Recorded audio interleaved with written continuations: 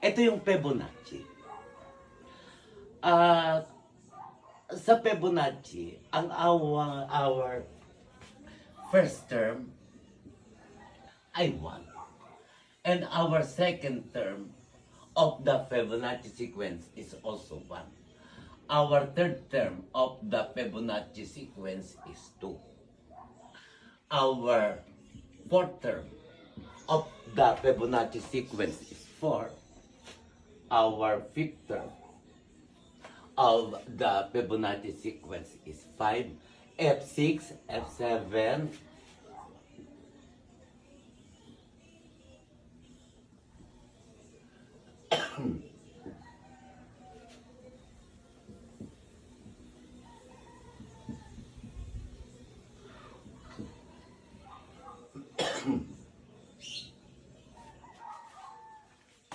so, ano napapansin nyo sa Fibonacci? Paano nakuha yung 2? Okay, given that the first term is 1, third term is 2, our fourth term is 3, our fifth term is 5. Pinagsasama lang yung 1 and 2, Fibonacci 1 at Fibonacci 2. Ayun, nakuha natin. Para makuha yon, yung F4, pinagsama ito, 1 plus 2. Para makuha yung F5, ayun, 2 plus 3. Para makuha yung F6, that is 3 plus 5. Okay, para makuha yung F7, itong 13, pinagsama lang yun. Para makuha yung F9, pinagsama. Ganun ang Fibonacci. Okay, kunyari, ang mga tanong naman dyan madadali lang ang tanong na makikita ninyo. Parang sinasabi lang doon find, kunwari F13, ay di ang sagot na natin ay 233. Okay, 233. Pero, siyempre, hindi nakalagay yan. Kalimitan, ang nakalagay lang doon ay ganito. Okay.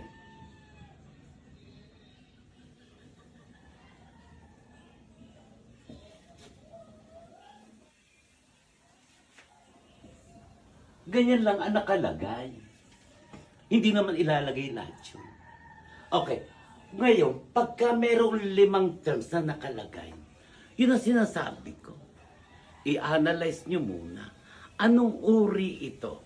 Is this arithmetic? Is this geometric? Automatically, hindi yan geometric. Kasi wala namang i-multiply.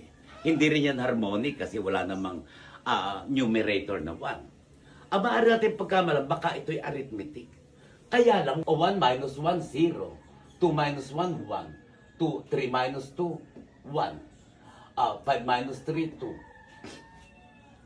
So, hindi siya arithmetic. Ngayon, titingnan niyo pa, Fibonacci ba to? Madaling malaman kung Fibonacci. Pagsamahin yung 1 at saka first term at second term. 1 plus 1, 2. Ayun, nakuha nyo. Tapos pag pinagsama uli yun, nakuha yun. Pag pinagsama yun, makukuha yun. Okay. Okay. So, kunwari F13, mayroong formula na sinasabi ang libro. Ito yung formula to be used in finding Fn. Okay, kunwari ganyan. Fn. Okay. Ang formula ng nasa libro ay okay, this is n. Okay. Lalong humirap Itiniray ko, ginagamit ko ang formula, lalo lang humirap. Kasi,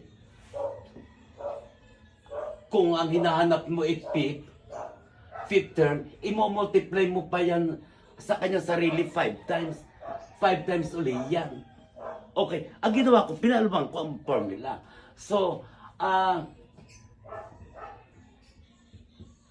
Ang equivalent nitong 1 plus the square root of 5 over 2 divided by 2 ay 1.618 n over 2.236. Okay. 2.236. Tama ba ang formula ko? Okay, so tama. Ito naman ang still, kung ang hinahanap mo ay, let's say, F5, okay, yung fifth term, ang mangyayari dito, i-multiply mo pa itong 1.618, ang exponent ay magiging 5. Ito naman magiging exponent ay 5. And then simplify, and then i-divide lahat sa 2.236. Mahirap pa din. Mahirap pa din. Ito na lang ang gamitin para sa akin. Mag-plus kayo. Kung ang hinahanap ay, let's say, ang hinahanap ay F. Okay, F5.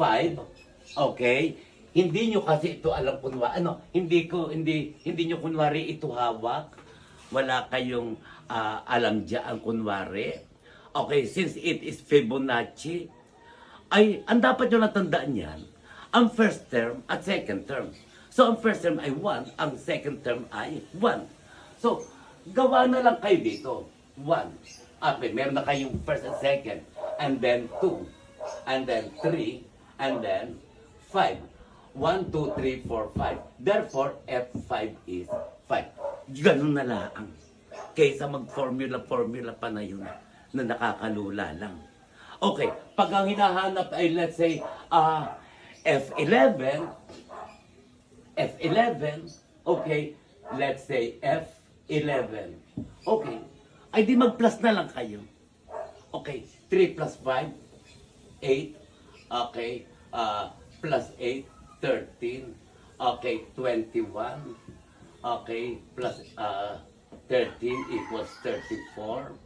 Okay, 55 plus 89. 1, 2, 3, 4, 5, 6, 7, 8, 9, 10, 11. Therefore, ang sagot natin ay 89. Ganun na lang. Ha? Kaysa mag-formula ka pa. Ay di, eto na yung gagamitin natin. Kaysa ano pa tayo ng formula, mag-plus na lang tayo. Mas madali ang mag-plus kaysa sa mag-simplify pa tayo ng mga square root, i-square pa, i-divide pa. So that's it. Kaysa ganito, hahanapin mo ang pang 11. Imagine mo kung hahanapin natin ang pang 11. Ganyan ang magiging itsura niyan. Ito ay raised to 11. Ito ay raised to 11. Sus Mariosep, lalo lang mahirap. Okay, so hindi ko na ito pinapagamit. Okay, ito na lang. Numbers ay yung mga square. Siyempre, ang first number natin do sa mga number na square ay 1. Okay, because 1 times 1 is 1. So that is our first number. Our second number is 4. Our third number is 9. Okay, and then 16. 25, 36, 49, okay, 49, 64, 81, and then 100, and so forth and so on.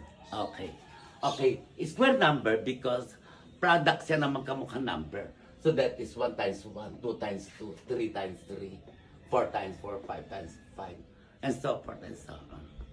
Okay, actually, ang pagka sinabi natin find the seventh term of the square number. Okay, find the seventh term of the square number. Ang ating A7, okay, A7 or the seventh term.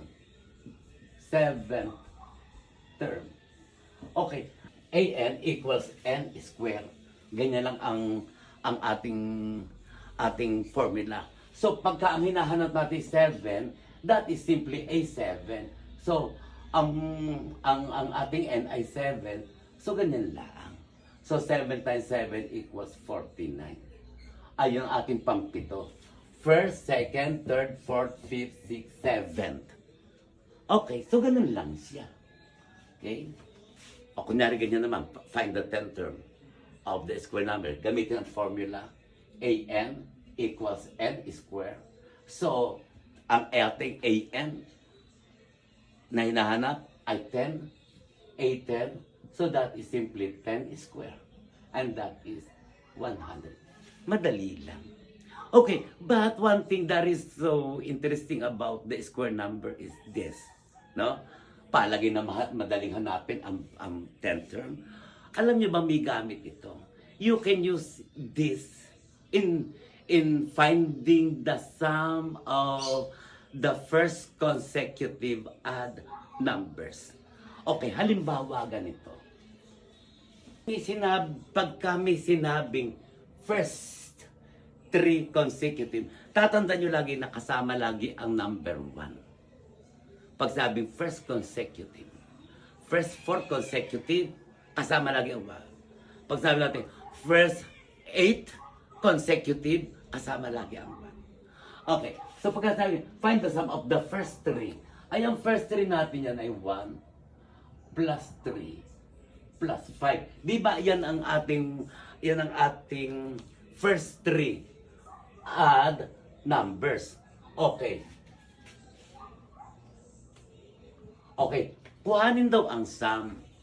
Kuhanin daw ang sum ng 3 consecutive odd numbers. So, ang sum niya ay 9. Okay? So, yan. Palitan natin. Kasama lagi ang 1. So, that will be 1 plus 3 plus 5 plus 7 equals 16. Nakikita nyo na ang pattern. Paano nakukuha yung sum ng first consecutive and integers? Pag sinabi natin na first 5 odd consecutive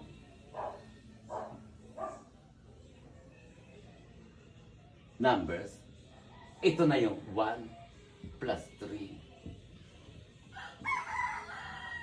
Diba? 1, 2, 3, 4, 5. Okay. Pag pinagsama-sama natin yan, ang sagot yan ay,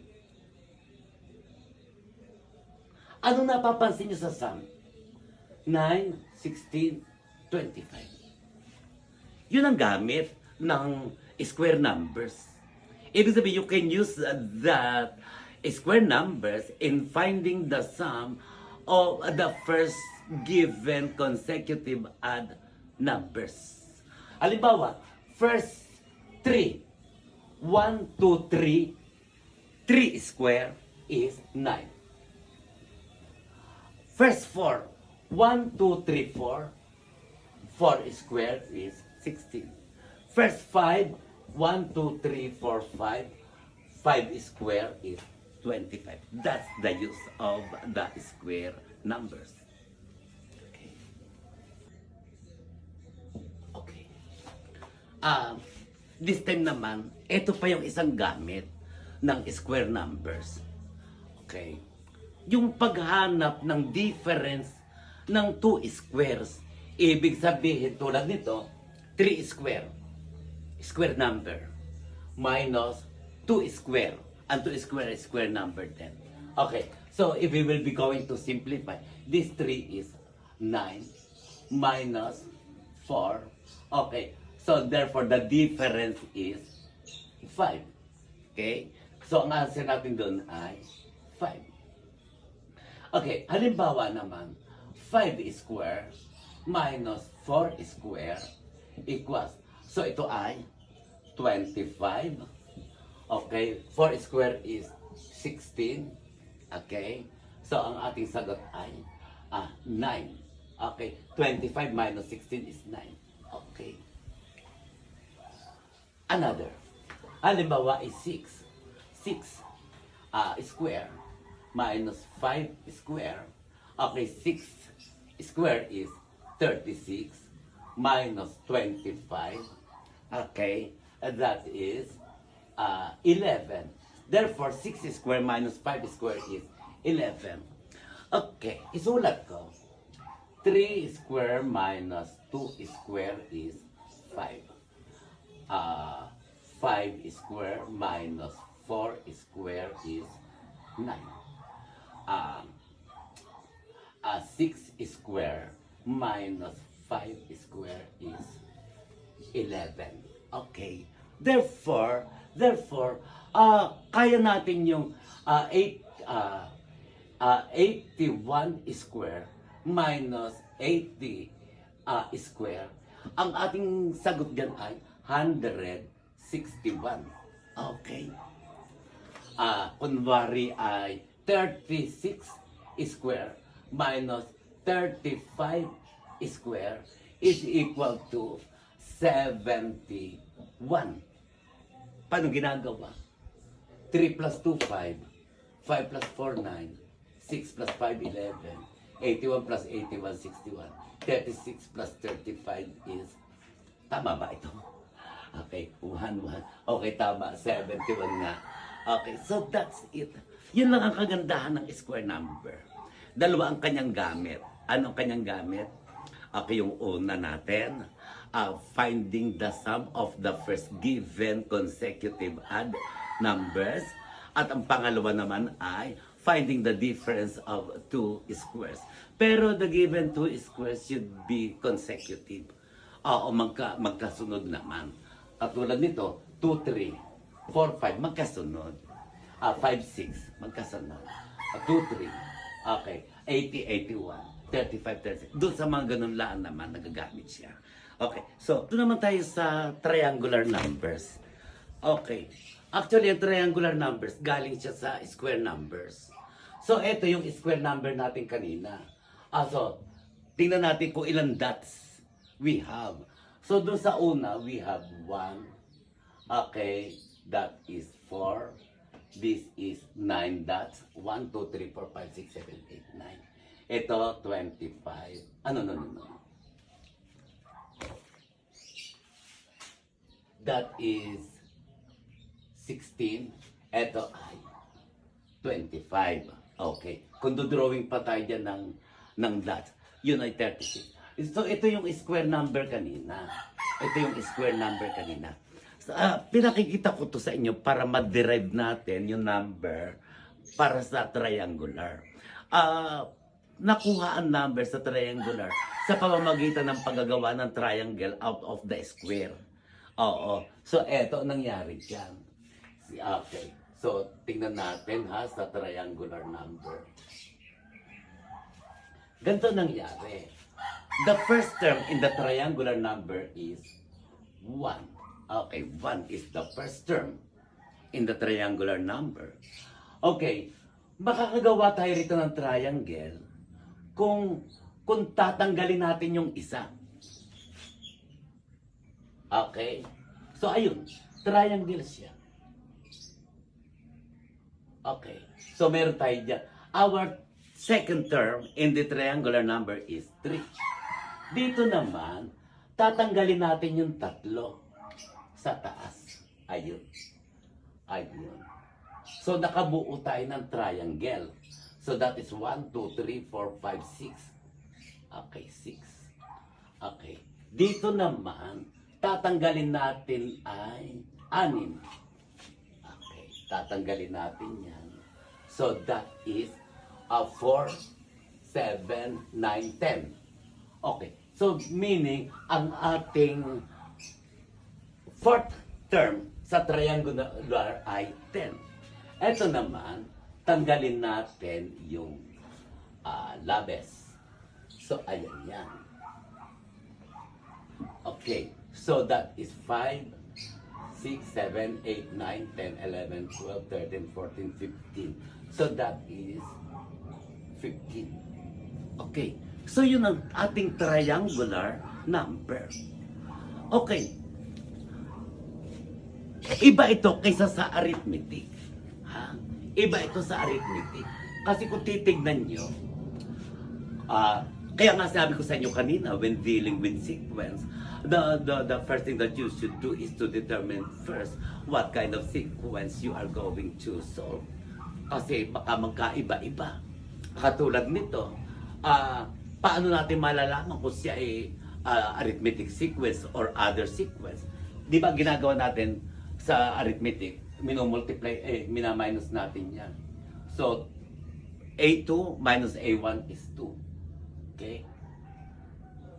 6 minus 3 is 3. 10 minus 6 is 4.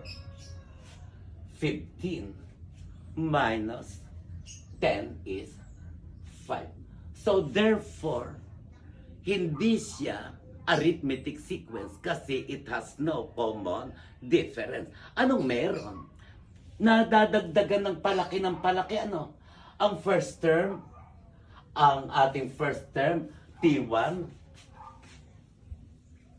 Okay, the first term in the triangular number is T1. Our T2, T3, T4, T5.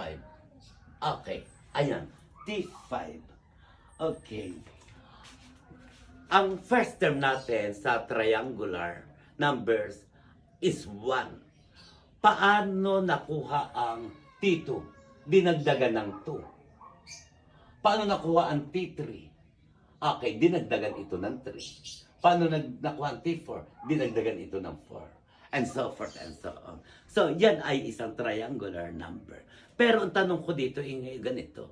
Papaano kung ang hinahanap ay pang... Okay.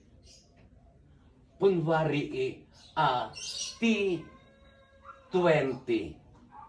Pandalwampu. Okay, pwedeng mano-mano. Magdagdag ka 15. Ano idadagdag mo sa 15 para makuha ang T6? Okay, ay D6. 6. Okay, dadagdagan mo ito ng 6. Para makuha ang T7, ay di yung T6, dadagdagan mo ng 7. And so forth and so on. Pero, mabuti kung ang itinatanong lang ay next term. What is the next term? So, ang next term dito ay 15 plus 6 is 21. Pero kung ang itinatanong ay malayo, T20, kailangan na natin ng formula. And this is the formula to be used. Okay, our formula is Tn equals n plus 1 divided by 2. So, ganyan lang ang formula to find Tn. Ating subukan, 1, 2, 3, 4, 5. Let's say, hanapin natin ang T5. Siyempre, ang magiging sagot natin ay 15. Okay. For the, I will present this just to test the use of this formula. Okay. So, ang n natin ay 5, so that is 5. Okay, 5 plus 1 over 2. Okay, equals T5 equals 5 times 6. Okay, over 2. So, okay, T5 equals 30 divided by 2. So, T5 is equal to 15. Ayun, nakuha nga natin. Ang T equals 15. So, very useful ang formula in finding the nth term. Okay, so ngayon, magagamit na natin dito in solving for the T20 or the 20th term of the triangular numbers. Okay, over 2. Okay. Okay, by finding the 20th term, ibig sabihin, ang number of term ay 20 because we are looking for the 20th term. So, ang n ay 20. So, ito ay 20 plus 1 over 2. Okay, so that is 20 times 21 over 2. So, 21 times 20 is 420 divided by 2. So, 420 divided by 2 is equal to 210. So therefore, the T20 now is 210. Ayun, 210. Kahit na ilan pa ang ipinapahanap, kahit pa pang 1,000 na term in the triangular numbers, kaya-kaya nating hanapin using the formula. Okay. So, yun ang ating triangular number. Okay. So, that's it. Kunwari ganyan ang problem sa other number. Parang hawig siya sa triangular number, but this time, hindi siya talaga galing actually doon sa triangle, no? Okay, kasi doon sa triangular number, nakita natin how the terms are being created. Nagpuputol tayo ng square o nagbibiyak tayo ng square to get the triangular numbers. This time, parang may hawig siya sa triangular, but not necessarily triangular numbers. Pero yung kanyang pattern, parang hawig siya sa triangular. Kasi kanina, anong ginawa natin sa first term? Dinagdagan natin ng 2. Tapos yung second term, dinagdagan natin ng 13. Okay. Yung fourth number, dinagdagan natin ng 4. Yung fourth number, dinagdagan natin ng 5 to get this term. Okay. So let's say this is T1, T2, T3, T4, T5, T6. Okay, T6. Tapos ang hinahanap ay pang 15. Okay. Pwede natin gamitin yung formula kanina sa triangular numbers. Magkakaroon lang tayo ng karagdagan doon. So ganito. Sa triangular, okay, numbers, ito yung ating formula. Okay, dyan ang formula natin sa triangular numbers. Dito dadagdagan lang natin siya. Magpa-plus tayo ng T1 minus 1. Okay, ang T1 natin ay yung kung ano yung ating first term. Ito lang ang naparagdag. So, ang T1, ano yung ating magiging T1 minus 1 dyan? Ang T1 minus 1 natin dyan ay magiging 4. Kasi T1 is 4. 5 minus 1 equals 4. So doon lang naman, ilang ang kaming naparagdag. Ibig sabihin, magdadagdag tayo ng T1 minus 1. Okay, let us solve this one. Let's say gusto nating hanapin ang T5. Okay, let's say hindi natin alam na ang T5 ay 22. Atin lang itetest yung formula. So T5 equals 5 times 5 plus 1. Gawin na natin agad, biglain agad natin, ha? Gawin agad natin yung namang 5 plus 1 ay 6 eh. 6. O baka malitong iba, sige na nga, 5 na nga. Ayon sa formula. So 5 plus 1 divided by 2 plus, ang T1 natin ay 8 minus 1. Okay, so ganyan. So let us simplify this. So that is T5 equals 5 times 6 over 2 plus 7. So 30 plus divided by 2 plus 7. So T5 equals 15 plus 7.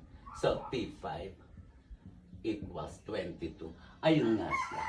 22 nga siya. Ha? Okay, na-test na natin na tama yung ating formula.